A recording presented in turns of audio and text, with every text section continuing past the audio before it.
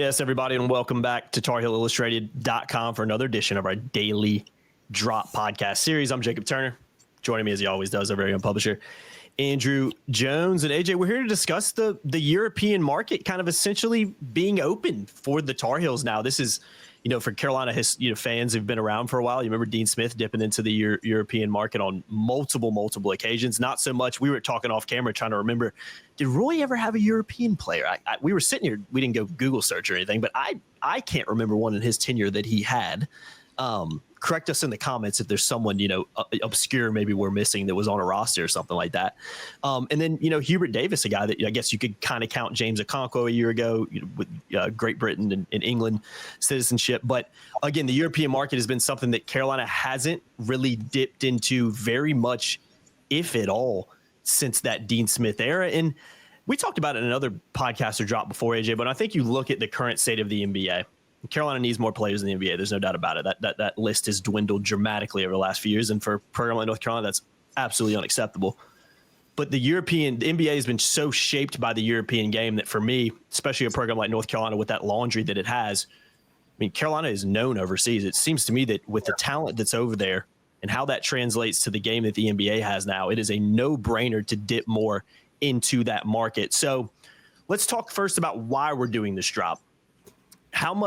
Why are we now talking about Carolina dipping into it more? Is it the Jim Tanner effect? Is it the Buzz Peterson behind the role effect? How much of a role do you think they are playing in kind of saying, hey, we can look across the pond too. It's not like it's allowed. And actually, heck, there's a lot of talent over here too. Well, they can help you win college games, then get to the pros. And if any of you have been to a lot of Carolina basketball games over the years, you know that one feature they used to run during one of the official timeouts was a video montage with this interesting music, noting the different Carolina players in the NBA. Well, you pointed this out to me a couple weeks ago. I hadn't even thought about this. They didn't run that. They didn't run it this year. That's wild. Yeah, I never even noticed that. It never hit my mind. And a couple quick names from the Dean Smith there, then I'll answer your question. Most Carolina fans who were cognizant of college basketball back in the late 80s remember Ademola Okulaja, who sadly passed away a few years ago.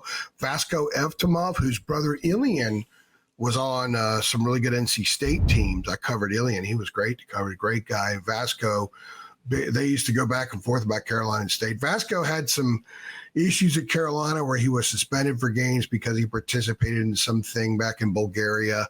Both of his parents played professional basketball, mom included. Steve Bucknall was from Britain, playing some really good teams in the late 80s. Neil Fingleton was from Britain. He was people used to kind of make fun of Bill Guthridge for the Neil Fingleton era. He was 7'5". I believe he passed away too. He actually made a lot of money playing the role of giants in movies and stuff. He transferred to Holy Cross and didn't play much there. Henrik Rodel was a really key reserve on the 93 national title team. Serge Zwicker later on in the 90s, and actually his senior year was really good. And then a very obscure name that very few people remember, Timo Mäkinen, was from Finland. He was a scholarship reserve who rarely played on the 82 national championship team. There are others. And I don't want to get into all the other names, but those are some that off the top of the head. Now, why is this market open? Jim Tanner has connections to Europe. He's represented a ton of people, a ton of athletes, including basketball players from Europe. Buzz Peterson, as an NBA scout, has been scouting Europe. He was in on, for example, Henry Vasar from Arizona. What's one of the reasons that Carolina had a connection with him in the portal process, because Buzz had been monitoring his progress. They do that with a lot of these players, that even before they're eligible for the draft, they monitor their progress so they can more accurately project moving forward. So Tanner's represented a lot of guys. Buzz Peterson has scouted a lot and has been around for a long, long time. And I think that in understanding that there's more out there. I'm a Baltimore Orioles fan, as you can tell. And the Orioles have recently just committed themselves to the international market as well, especially down in the Dominican and Puerto Rico and stuff like that. So they're using more slotted money to bring in, to sign players from those parts of the country to build up the franchise. It was long overdue, something they didn't do for a while, and they paid the price for it. I think when you look at a lot of big time teams around the country in college basketball, a lot of them have European players. Go look at Arizona's roster. Look at a lot of dudes coming from Australia now too. I think Carolina might be positioned to open up Australia as well.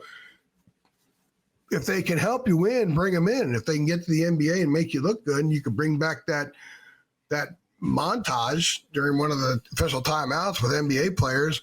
Who cares if one of them is from Finland and one of them is from Germany and one of them is from Estonia?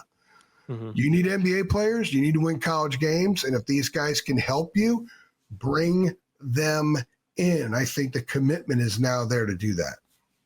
Yeah, just to explore it first. I wonder why Carolina got away from it. I mean, I guess Roy, it's different. The portal wasn't around for most of Roy's tenure, so that obviously played a factor. I know bringing in a GM and other guys to help you behind the scenes probably gives you a little bit more of ability, especially when these guys have experience dipping into that market. Probably gives you a little bit more of a bandwidth to explore that, because the portal and the players that are here already, and recruiting classes and freshmen coming in, it's such a vast network already that to go, hey, let's go dive into this network as well. You have to have the bandwidth in order to do that. But I just find it interesting that a program like North Carolina, who has that international pedigree, who can attract those players, when you go to, wherever Estonia and talk to somebody, they probably have heard, especially basketball player, they probably recognize the North Carolina brand and logo.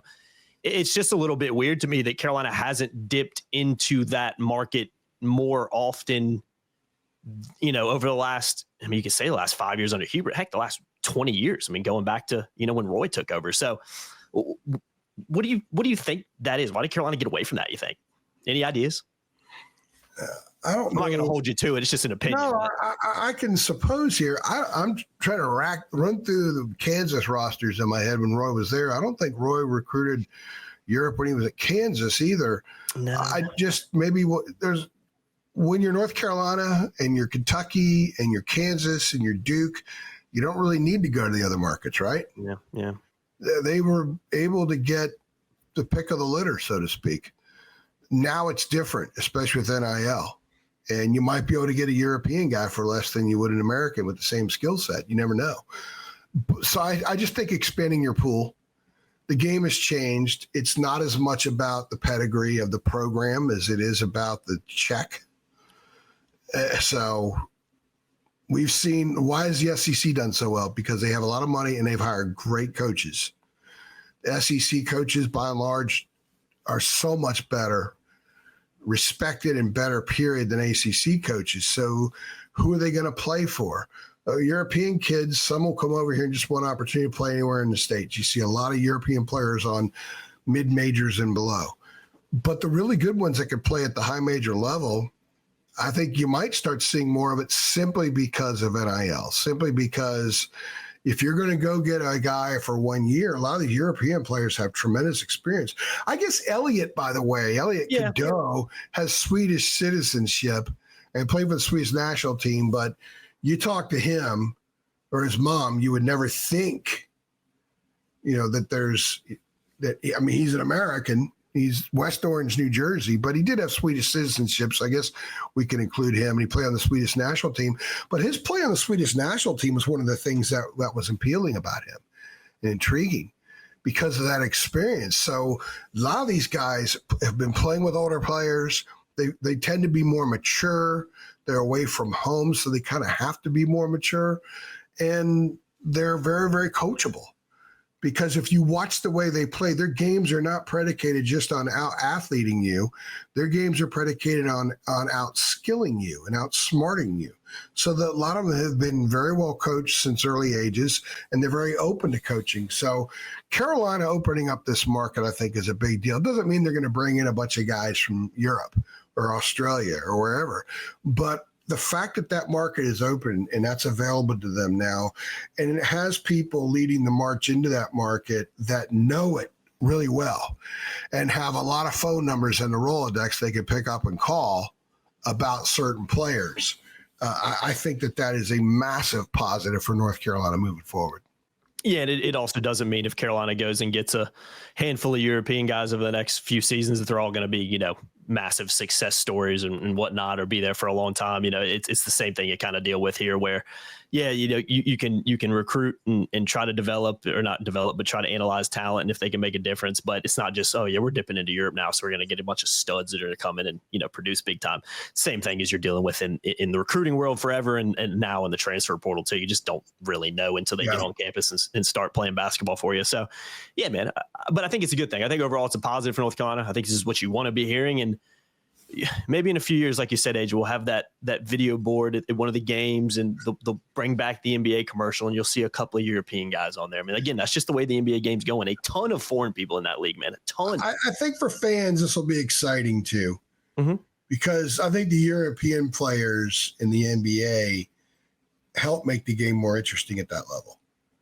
And obviously, the biggest name right now, with the trade that happened and everything, he's a European player, and look what he does. So, a lot of European players try to pattern their games after him. But that's another thing too. Not all European players look the same now. That used to be sort of a stigma. Now they're all over the place. They can do all different kinds of things. So that's also what makes it interesting. But Carolina fans should embrace the idea that, hey, you know what? Just don't look at the high school rankings. There's some other guys out there. And there's a lot of that basketball's on. It's on, I think the NBA Network may show some of it. There's a couple of the channels that show a lot of European basketball in these FIFA events and the 17 and under, the 18 and under events. You'll see a lot of players playing significant level of basketball in those tournaments that are also college, also have college eligibility and can come over here and play in the States. Yeah, no doubt about it. And who knows? I'm not exactly sure we're going to run this, but who knows? Maybe by the time this comes out, Carolina may have potentially landed a guy with some European background. We're going to run this probably Thursday morning. So if nothing happens between now and then, some of us won't complain. And we can at least get this out there for a while. But even if it does happen, this just fortifies some of the potential movement that we could see.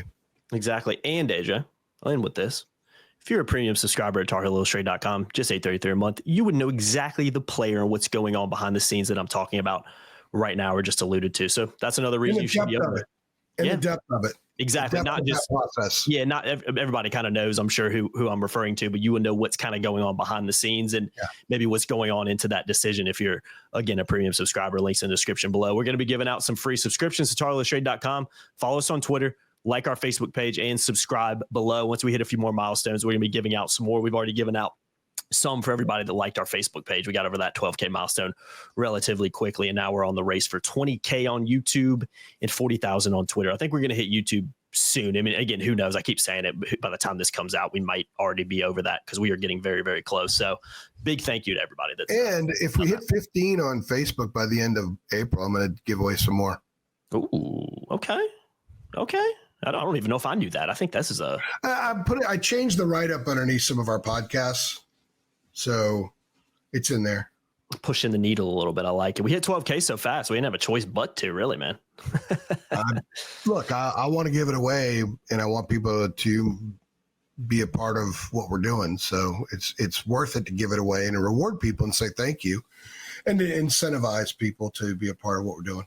Yeah, and with how David Sissy's been killing it, you just get a tremendous amount of value 365 days a year by being a premium subscriber, but especially this time of year with the portal just being wide open, nonstop, bullets flying everywhere. Every second you think something could pop or maybe not pop. It's impossible. It's just unbelievable, man. If you think the regular season's busy, try trying to cover the portal. It's I think it's just as busy, if not busy. I got a text message yesterday. Hey, you have a chance to chill some?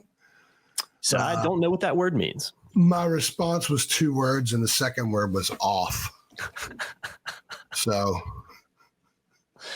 And on that note, we'll go ahead and get the heck out of here. Let us know in the comments below what word AJ left out. No, I'm just kidding.